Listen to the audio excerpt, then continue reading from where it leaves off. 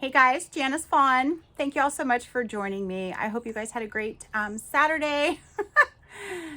Mine was interesting. You want to know why? Ran into the narcissist today. Sure did. That was fun. Didn't talk to him, but pretty interesting. So I went to the casino to get my free play, my $20 free play. So you play that and you end up spending an extra 100. I mean, that's their game. I should learn at this point. Anyway, so I had like $40 and I'm like, okay, I'm just going to meander over here. And I'm walking and I'm looking at these machines and I just happen to look over at the sports book and I'm like, wow, that looks like somebody I know. And I kind of took a step back and I thought, yeah, whatever. It is what it is. And I thought, is it? Because, you know, everybody has a twin, right? So I'm looking and I'm like, oh yeah, definitely him. Definitely him. So I just keep walking and, you know, don't even think twice about it. And that felt freaking amazing. Okay. Because I'm going to tell you something. 9 months ago, I might have started to freaking shake, go into a panic attack, start having, you know, breathing issues, like give me a paper bag. I didn't though, you guys. I did not. He was just like some other person just sitting at the sports bar. Yeah. It's funny though that he's at the sports bar because he can't pay his bills. Somehow, some of my emails are tied to some of his credit card accounts, probably from a long time ago. And I keep getting these damn emails and I'm just like, oh my gosh, would you please, you are now 90 days overdue. You are 120 days. Some of these places are even offering like this, I guess, refinance or not to pay for certain, anyway, the point is I keep getting these notices like, dude, go into your accounts and withdraw my emails, please. I don't want to see your issues. But you're at the casino trying to pay your bills. See, and this is the issue that I had with him too. And I know that he has had gambling issues for a long time. But there comes a point in your life when you sit there and say, I need to make changes. Like, this is not working for me. I mean, I know in my life, if I was going through something and it wasn't working and I just kept getting like the same results, I was like, okay, something has to change. And so I would always go deep down inside myself and go, okay, what is it? You know, and sometimes meditate, you know, until I get the answer, pray about it, whatever. But the narcissists they just don't do that kind of stuff. I don't understand. And, you know, they're just heartless. And I think that's so hard for us to understand because all of us have amazing hearts and we love so deeply and incredibly, and the support that you guys are sharing, by the way, thank you so much, because I know it's helping other people too. So all of your comments are so kind, loving, and thank you really for those, because they're helping. We're all helping each other, and that's really my goal. So thank you, and keep those coming, because I know that a lot of your comments have helped me too. So thank you very much. But anyway, getting back to the narcissist and not feeling, I think we as, you know, empaths and just kind people, we feel so deeply, and it's hard to fathom that somebody can't feel the way that we feel. You know, getting around somebody that you haven't seen and giving them a hug. I mean, you just feel that love it just bubbles up, right? But it's almost super sad to me that a narcissist just doesn't have that. And they crave it because I don't think they really ever got it, which is the case, I know, in the ex-narcissist. So, and that's heartbreaking to me. It really is. So, but you go through life and you can blame anybody you want. You can blame your parents for your upbringing and, you know, blame them for how they raised you. But you know what? When you're an adult, grow up and make your own choices and don't blame people. You know, nobody has control over anybody but themselves. So control your own life and don't blame other people for your bad decisions and mistakes and blah, blah, blah. So anyway, yeah, so it it was really nothing, just seeing him there. And oh, this is funny because as I was walking, so it's kind of like an oval thing, right? So as I'm walking, he had to have seen me first. I don't, you know what? I'm not an observant person. I just, I just kind of look around, whatever. I don't pay too much attention to what people are wearing or whatever. And he's the opposite. Trust me. Analyze anything from anywhere.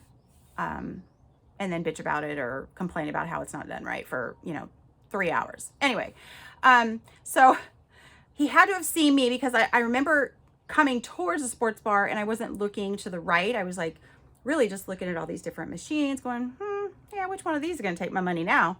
And as I'm walking around the oval, all I see is the back of his head and his baseball cap. And so as I'm walking, he's moving. Why would you do that? Why would you move in your seat as you know that I'm probably walking at the speed I'm walking behind you? Like this is so weird to me. And of course the phone was up to the ear, which we all know that he was not on a phone call. There's no way. He has no friends. How could he be on a phone call? But he used to do that crap. Oh my gosh. That brings me to this story. I have to tell you really quick. This is, oh my gosh.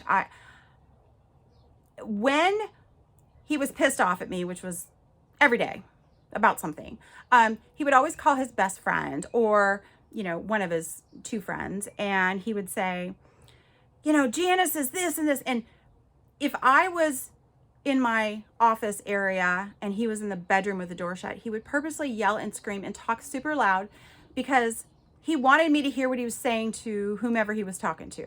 I know he called his mom a bunch and my gosh, she got so tired of hearing his crap. She just said, I want to hear it. Just don't even call me anymore.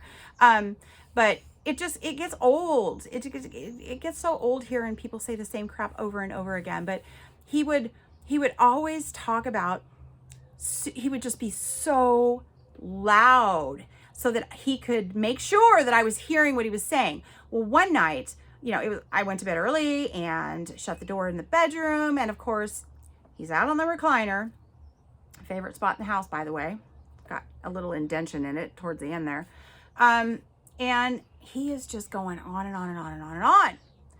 And I'm like, oh my God. So finally, I get out of bed and I peek around the corner and I just said, could you please keep it down? I'm trying to go to sleep. And this was one of those nights where the freaking headphones weren't even working because he was so freaking loud. And, of course he said some bullshit comment to me like, shut the fuck up. Something, so gracious like that and kind.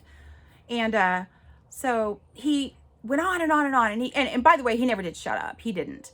And a couple of days later, after, we made up, and I said to him, who in the hell were you raging to on the phone the other night? You know what he said to me? He goes, I wasn't on the phone with anybody. I was just trying to piss you off. And I went, another freaking game of yours, right? How mature is that? Do mature people do that? Really? Do we all do that? No. You know what? That's just such lame crap. It just, oh my God. So anyway, I had to share that with you because that just brought me back to that moment when he did that fake phone call crap. So now I'm wondering how many other times he was on the phone fake because maybe his friend or two friends or whatever after 10 minutes said, dude, I can't take any more of this crap. I gotta go. I gotta work, whatever. And that he continued with the conversation because I do remember now, yes, he probably was not talking to anybody because he would always sit there and just talk even more terrible about me because he didn't want to be that bad to his friend and make me look out to be this crazy woman. But then again, why? Because I know that his friend or two friends would call him out and go, dude, if you're so unhappy, why are you with her? That's what I always said to him too. You find so much to bitch about.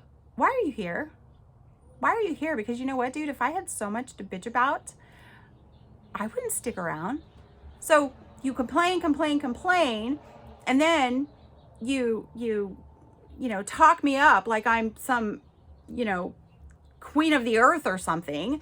And then you shit on me. Like, dude, what is it? which person who are you thinking I am? It's just, oh my God, the madness continues. It just continues. And that's the stuff that I would think about and just go, this behavior is just not okay. It's just not okay. So anyway, so that was my little fun Saturday. So ran into the narc today. Didn't affect me, and that was cool. So I'm going to talk about that here in a minute, because I do want to go a little bit deeper on my feelings when I did see him, and then I saw him a few months back too. So I want to talk about it because it really made me think about it and recognize myself and how much I've grown. So I just thought that would be really helpful to some of you. So thanks, guys. I'll be back soon. Thank you.